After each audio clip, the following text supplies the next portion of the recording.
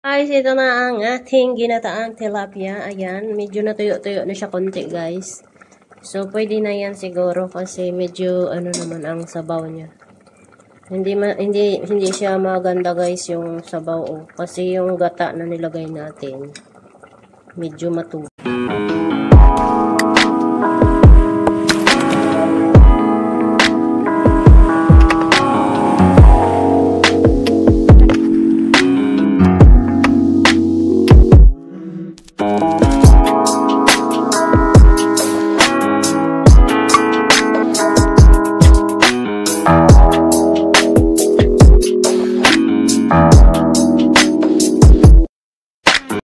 Hi guys! Good morning, and welcome back sa ating channel. So for today's video, magluluto tayo ng ginataang tilapia. So ayun, nakikita nyo ba yun guys? Ayan o. Ayan guys, so ayan ang ating gagawin ngayong umaga. So magluluto tayo dito dahil wala tayong ulam. Hindi pa ako naka-almusal guys. Mag-aalas 9 na, hindi pa ako nakakain. Kasi wala akong ulam. So, ngayon ang gagawin ko, magluluto muna akong tilapia. Mabilis lang naman to, di ba? So, magluluto muna ako para may pang-ulam tayo. So, ngayon guys, ipapakita ko na sa inyo ang ating mga niluluto. Saglit lang, baliktarin ko lang yung ating video. So, una, syempre, wag natin kalimutan ang ating tilapia. Ayan, nabili ko yan nasa $4. Yan, ganyan na yan, binili ko guys. Tinanggal na ang ulo. Ewan ko ba dito, pag bumibili ka, tinatanggal na nila ang ulo. So, meron tayong tomato, onion, tsaka ginger at garlic. At tsaka ito yung ating spring onion. Meron din tayong sili. So, ito yung nabili nating pichay, guys. So, ganitong pichay ang nabili ko kasi wala na yung isang klase. So, okay na yan. At tsaka ito, lagyan natin ng okra. So, ayun, let's start guys. Magluluto tayo. Linisan ko ulit siyang tilapia at hiwain ko yung mga gulay-gulay na yan. So, dito lang kayo, manood lang kayo sa akin. Diba?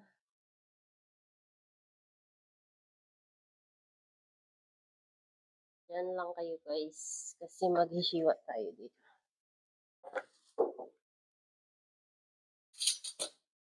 So, ito ang kutsilyo natin. Hindi ito siya matalas guys. So, kailangan natin ihagod dito. Anong tawag dito guys? Pampatalas. Bairan yan kasi yung tawag sa amin. So, ito yung ating saglit lang. Hugasan ko muna to. Dito natin ilalagay yung ating ginataang tilapia. First time ko to naman gawin guys. Dati, gumawa ako ng paputok. Paputok? Pinaputok na tilapia. So, ngayon, ginataan na naman ang gawin natin.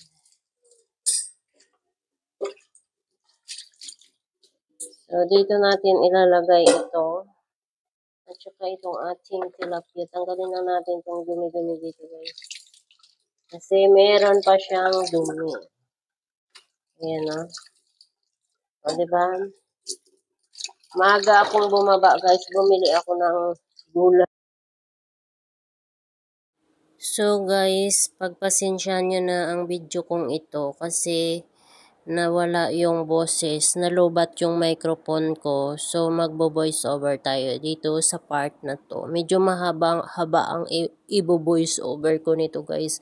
So sayang naman pag hindi ko to makasama kasi nga maikli lang din naman yung video nagawa ko sa part na to.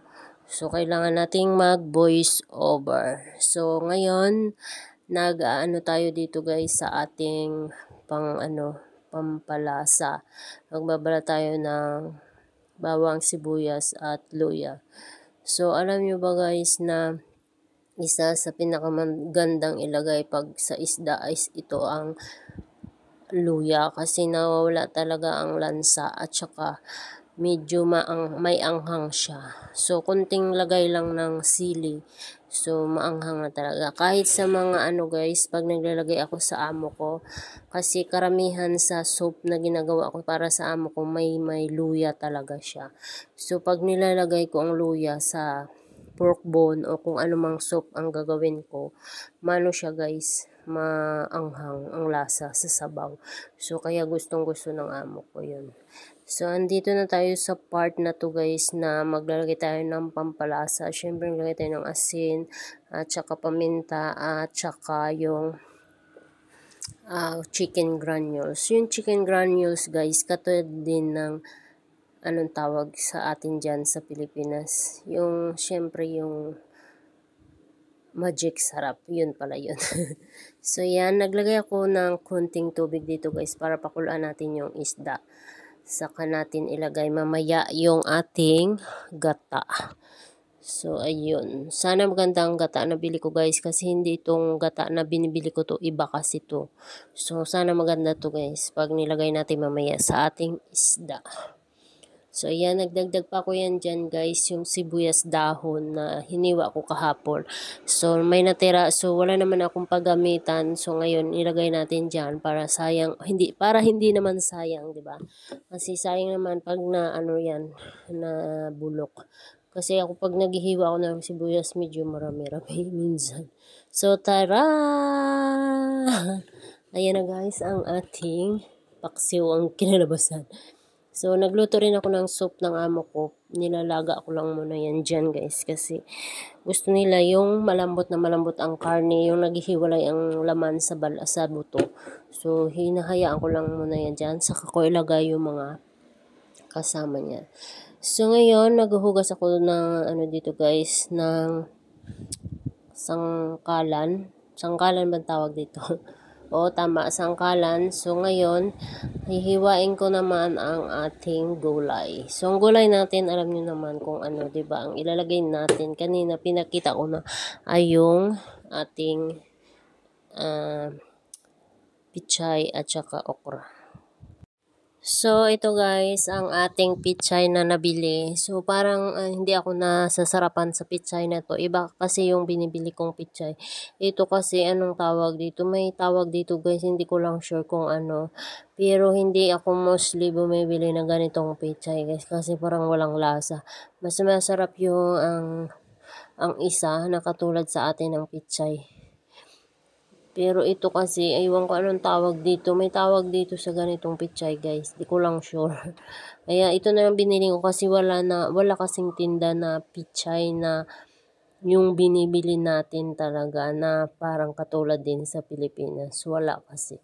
Meron doon bok choy. Maliliit yung bok choy, diba?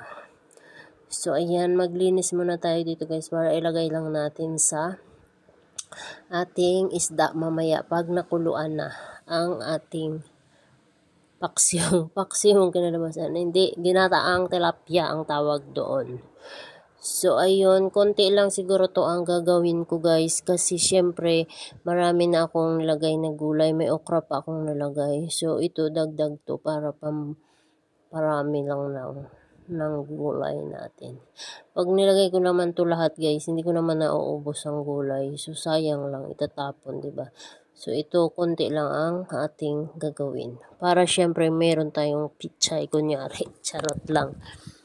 So, ayun. Abang naglilinis ako dito, guys, naisipan kong gumawa ng reels para sa aking short video. Pero, hindi nag-successful kasi hindi maganda yung pagkaka-video ko at saka yung voice ko guys iba sa video ko.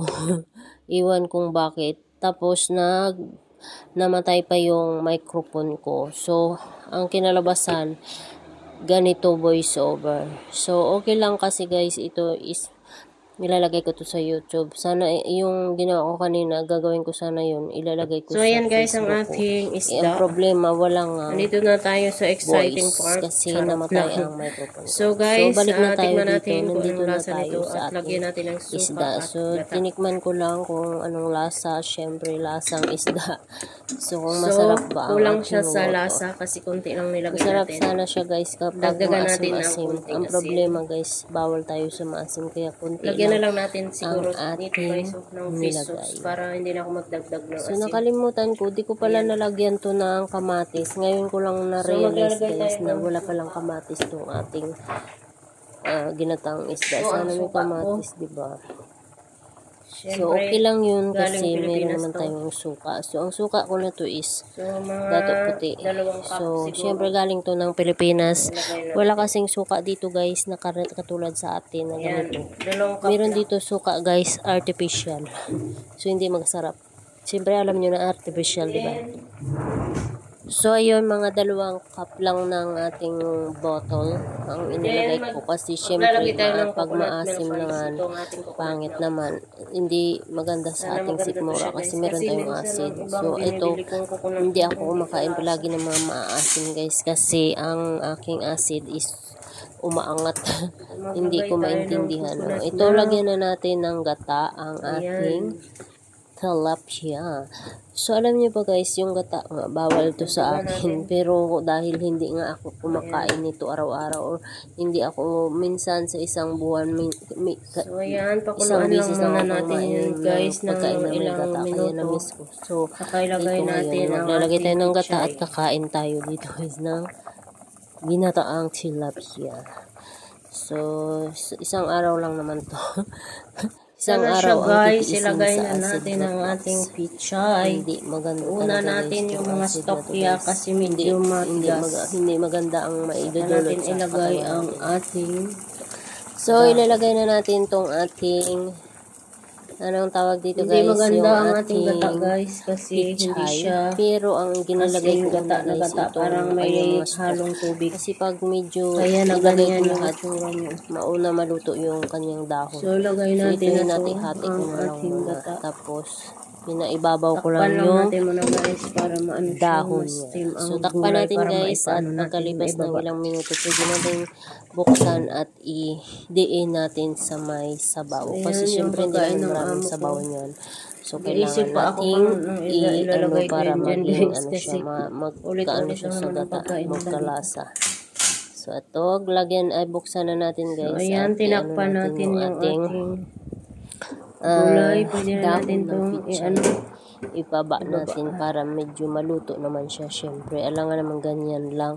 So, kailangan natin talaga to siya idiin sa may sabaw para maluto siya. Para hindi madurog ang ating so, napakasarap tingnan, di ba? Pero, good luck na lang sa aking acid reflux. Pero kailangan kong kumain to guys kasi namimiss ko talaga. Kaya nga nagluto ako nito kasi namimiss kong magluto ng ganito. Tingnan nyo parang ilang buwan din ako hindi na kumakain ng mga ganito guys. May mga gata at maasim.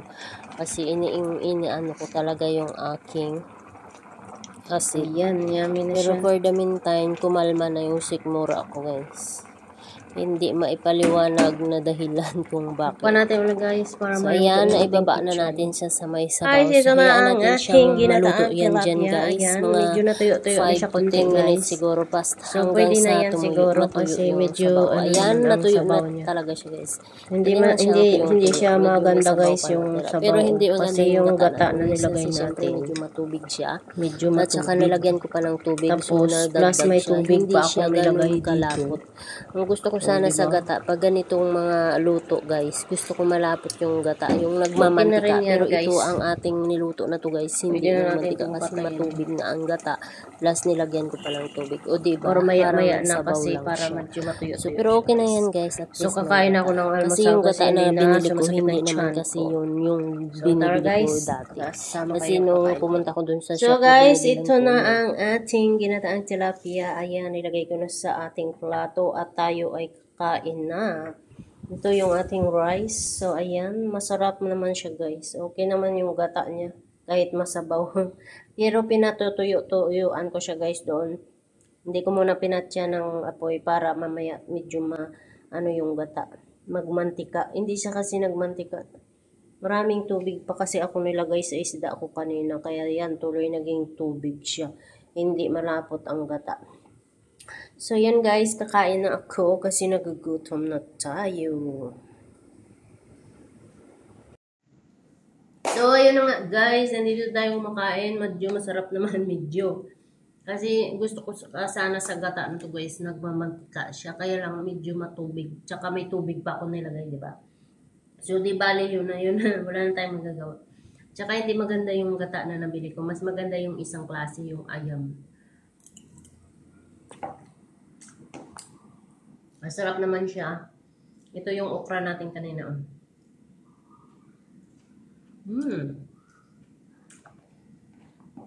Pwede na to guys. Hanggang tanghalian, hapunan na to. So, ayun na nga guys. Hanggang dito na lang yung ating video. At ako'y kakain na. Kung meron kayong pagkain dyan, kain na rin kayo. And then guys, sign na to na magluto rin kayo ng tilapiyang ginataan.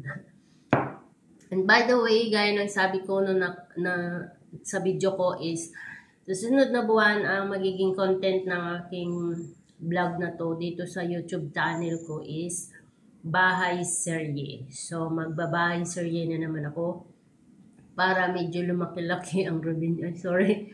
Para lumaki-laki ang revenue ko. Kasi pag sa bahay serye ang mga video ko guys, maraming nanonood. So, itong content natin na food is hindi naman mawawala. Pero, mostly na i-upload ko sa aking YouTube channel na to simula December next month is bahay serye. So, yun, abangan nyo kung kaninong bahay guys. Charot, alam ko yun naman kasi bahay ko yun, di ba? Kasi sinabi ko na sa video ko. So, yun nga guys. Dito na lang muli ang ating video. Maraming salamat hanggang sa muli. Thank you so much for watching. Bye!